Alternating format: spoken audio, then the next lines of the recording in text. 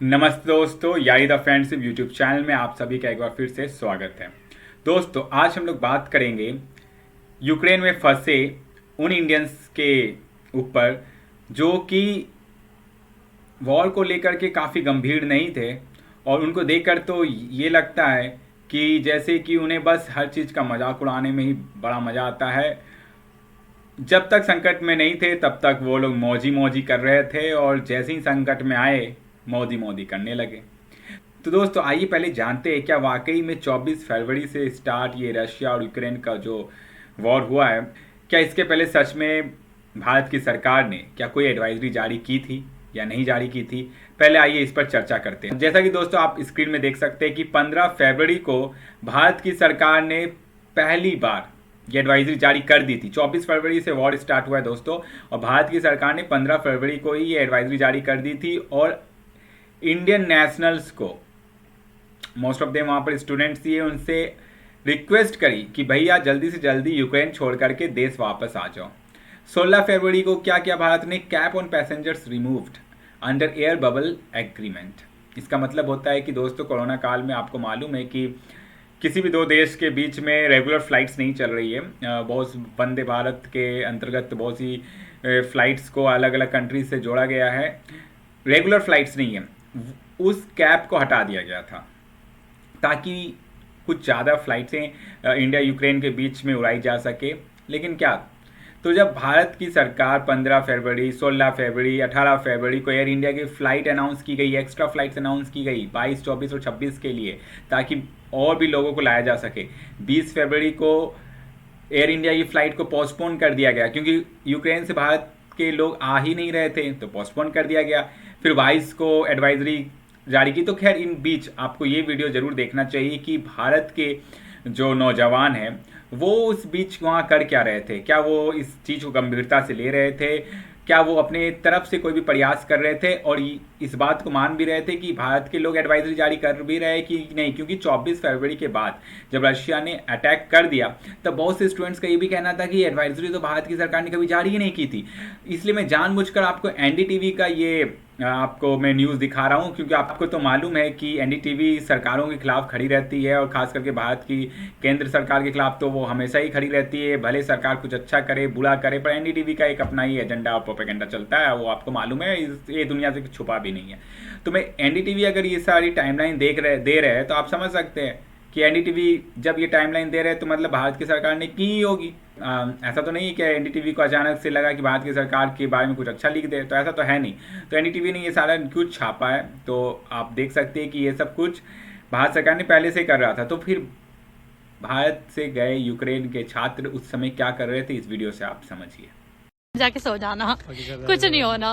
और क्या नाम वो होने लगा था, रशिया ने वापस ले लिए टैंक्स, उसका बारे में कुछ सब बकवास है, कुछ नहीं है। मीडिया कह रही है मैं तो अपनी टीआरपी बढ़ाऊंगा, आज ही बस बढ़ानी है। अभी यही हमें मसाई तो कोई न्यूज मिली है, मिलती तो है नहीं है, मिली है इसी कोई खींच लेते हैं, बस यही सब चल रहा है। पता तो है ही है बस हाँ कुछ भी नहीं है, बस वही था कि पेरेंट्स भी ज्यादा पैनिक हो गए थे, ऑब्वियसली कोई भी होगा। आज छत्ती छत्ती छत्ती भगाओ भगाओ भगाओ, दबाए दबाए, वो देखो उधर दिखाओ पढ़ने वाले गाइस। तो सर वॉर की सुनी थी हमने सर, आज हो गया सर वॉर नहीं हुआ उम्मीद पे खड़े नहीं उतरे रशियंस। आपको अब मन था देखने का, थ्रिल बहुत ज्यादा, बट नहीं हो पाया। हाँ थ्रिलिंग हुआ नहीं तो बस। तो टैंक्स वगैरह वापस ले लिए हमने सुना है। टैंक्स हाँ नॉर्दर्न वाली साइड पे हैं, पर अभी बेलारूस वाली साइड पे हैं अभी। हाँ पुतिन चाचा है हमारे ना। आजा तो कुछ ऐड करना चाहोगे सर? यार ऐड यही करना चाहूंगा कि जो भी है वॉर हो रहा है ठीक है। सबसे इंटरेस्टिंग बात ये है कि वहाँ पे हमें न्यूज आ रही है कि रशिया इन्वेड कर जाएगा आज रात को 9 बजे, 10 बजे, 1 बजे, 20 मिनट बाद। और हाँ और यूनिवर्सिटी से नोटिफिकेशन आ रही है, students who are interested in singing, dancing etcetera you can message me. तो वॉर की कोई टेंशन नहीं है, मतलब यूनिवर्सिटी से कोई नहीं है ऐसा कि कोई टेंशन ही नहीं है बस। तो भाई देख लो, हमें नहीं है दिक्कत, तुम्हें दिक्कत हो रही है इंडिया बैठे, तो कोई सीन नहीं है भाई, छोड़ दो। और जो इंडिया जाने की सोच रहे जिन्हें टिकट बुक होगी वो चले जाओ, बाकी मत जाओ भाई, कुछ भी नहीं। तो दोस्तों आपने देखा कि इंडियन मीडिया अपनी टीआरपी बढ़ाने के लिए ऐसा न्यूज़ फैला रही थी, बोल रही थी। इससे तो दो ही बात साबित होती है, या तो इंडियन मीडिया सच में काफ़ी अच्छा काम कर रही है, या फिर यूक्रेन की मीडिया इतनी सड़ी गली है कि उसके देश में अटैक होने वाला है और उन्हें इसकी कोई खबर ही नहीं है। वो इस न्यूज़ को किसी भी तरह से लगता चला ही नहीं रहे थे। अगर चला रहे होते तो यूक्रेन में रहने वाले भारतीयों को समझ में आता है कि इस विषय में जो हमारी मीडिया चला रही थी वो न्यूज़ कितनी गंभीर थी। दूसरी बात, इन्होंने कहा कि वहाँ इनके पेरेंट्स पैनिक है। जिस दिन 24 फरवरी 25 फरवरी को जब रशिया ने बम गिराया होगा, तब ये मोहतरमा को समझ में आया होगा कि क्यों इनके पेरेंट्स पैनिक थे। तीसरी बात जो इन्होंने कहा कि डांसिंग सिंगिंग के लिए इनके यूनिवर्सिटी से मैसेजेस आ रहे हैं, तो उनको तो खैर 25-26 फरवरी को पता चल ही गया होगा कि डांसिंग सिंगिंग एक्चुअली क्या हो रहा था, जब इन्हें खुद से कोशिश करनी पड़ी होगी यूक्रेन से बाहर निकलने के लिए। देखिए दोस्तों, मैं नहीं कहता हूँ कि इनकी कोई गलती है, पर ये तो बात है कि इन्होंने स्थिति की गंभीरता को नहीं समझी। मैं ये भी मानता हूँ कि हो सकता है ऑनलाइन क्लासेस वहाँ पर नहीं कर रहे थे, तो इसमें तो यूक्रेन वालों की गलती है। और यहाँ पर जो स्टूडेंट्स गए थे उन्हें भी इस तरह से कुछ वहाँ पर अपने यूनिवर्सिटीज़ के लोगों से कुछ बातें करनी चाहिए थी कि ताकि वो लोग क्लासेस को ऑनलाइन से ऑफलाइन करें। भारतीय मीडिया पर मजाक उड़ाया, पर यूक्रेन की मीडिया पर नहीं कह रहे कि यूक्रेन पे जहाँ अटैक होने वाला है वो कौन सी एडवाइजरी जारी कर दिए थे 24 फरवरी के पहले, जबकि पूरे दुनिया भर की लोग कह रहे थे कि जल्दी से जल्दी यूक्रेन को खाली करो, जो भी बाहर के देशों के लोग वहाँ पर फंसे पड़े थे। यहाँ तक तो मैं बता दूँ, और भी लोग जो भारत वापस आए वो कह रहे हैं कि भारत की सरकार ने क्या करा, हम लोग तो रोमानिया खुद ही चले गए बॉर्डर क्रॉस करके, उसके बाद भारत की सरकार ने फ्लाइट समय ले आई, तो कौन सी बड़ी बात है? कौन सी बड़ी बात है? अगर आपने बॉर्डर एक देश का क्रॉस करा, दूसरे देश में गए हैं, तो ये भारत की सरकार की अपनी एक विदेश नीति है, अपनी उनकी डिप्लोमेट्स के पीछे बातें हैं, जिन्होंने आपको बॉर्डर क्रॉस करने से गोली नहीं मारी, आपको स्वागत किया, क्योंकि भारत सरकार ने ऐसी गाइडलाइंस दे रखी थी। अगर आपको लगता है कि आप किसी के देश के बॉर्डर में आराम से घुस जाएंगे, आप किसी पड़ोस के घर पे नहीं जा रहे हैं कि आप उठे और चले गए और उन्होंने कुछ नहीं करा।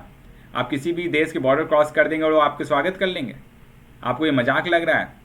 कुछ स्टूडेंट्स ये भी कह रहे हैं कि भारत को यूक्रेन का साथ देना चाहिए था यूनाइटेड नेशन में। खैर, ये सब स्टूडेंट्स तो मेडिकल की पढ़ाई करने गए हैं, इन्हें ये तो पता नहीं है कि हिस्ट्री में हुआ क्या था, कितनी बार रशिया ने हमारा साथ दिया है, चाहे गोवा का लिबरेशन से लेकर के कश्मीर इशू से लेकर के 370 तक। अगर कोई देश हमेशा से भारत के साथ खड़ा रहा है, सरकारें किसी की भी हो, किसी भी राजनीतिक दल की हो, पर रशिया हमेशा से भारत के साथ खड़ा रहा। खैर, इन स्टूडेंट्स को ये सब शायद नहीं मालूम होगा, क्योंकि ये तो मेडिकल की पढ़ाई करने गए हैं, इन्हें तो इंडियन मीडिया मजाक लगता है, पता नहीं कौन सी मीडिया को ये फॉलो कर रहे थे, पर इस स्थिति की गंभीरता को ये समझे नहीं। उसके बाद तो दोस्तों कुछ का ये भी कहना है कि भारत की सरकार ने उन्हें कुछ नहीं किया, वो खुद अपनी मेहनत से यहाँ तक पहुँचे हैं। तो ऐसे स्टूडेंट्स को मैं यही कहना चाहूँगा कि आप अगर रोमानिया तक पहुँच ही गए थे तो अपनी फ़्लाइट पकड़ते और फिर खुद ही उड़ के आ जाते। क्या ज़रूरत थी आपको भारत की मिशन गंगा का हिस्सा बनने की, जब आप खुद ही आ सकते थे। दोस्तों, आपको मैं ये भी बता दूँ कि बहुत से कम कंट्रीज़ है जो लगे हुए हैं, क्योंकि चाइना ने तो अब जा कर के कहीं इवैक्यूएशन का काम स्टार्ट किया है, वहाँ के लोगों को निकालने का काम स्टार्ट किया है। पर आपको जान करके बड़ा ताज्जुब होगा, अमेरिका, आपको जानकर ताज्जुब होगा, अमेरिका ने तो पहले ही मना कर दिया कि हम नहीं अब वॉर से यूक्रेन से लोगों को नहीं निकाल सकते। इनफैक्ट इंग्लैंड ने पहले ये एडवाइजरी जारी की थी, अगर आप वॉर से पहले नहीं निकलेंगे तो वॉर के बाद तो हम लोग आपको निकालने की कोशिश भी नहीं करेंगे। क्या भारत की सरकार ने ऐसा करा? भारत की सरकार आज भी लगी हुई है, 18-19 हज़ार लोगों को वहाँ से निकाल चुका है अपना देश।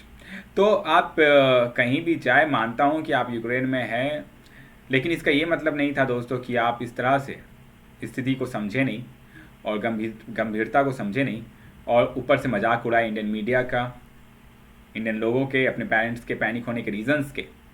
ये सब चीज़ आप को समझना चाहिए। आप कुछ भी बने पहले, लेकिन आपको एक बेहतर इंसान बनने की आवश्यकता है। एक इंसान जो हर परिस्थिति को समझे, दूसरों की रिस्पॉन्सिबिलिटी को देने से पहले आपकी अपनी भी कुछ ड्यूटी होती है। सरकारी की रिस्पॉन्सिबिलिटी गिनाने से पहले आपकी अपनी भी कुछ रिस्पॉन्सिबिलिटी होती है। हमें उन रिस्पॉन्सिबिलिटी को निभाना चाहिए। धन्यवाद।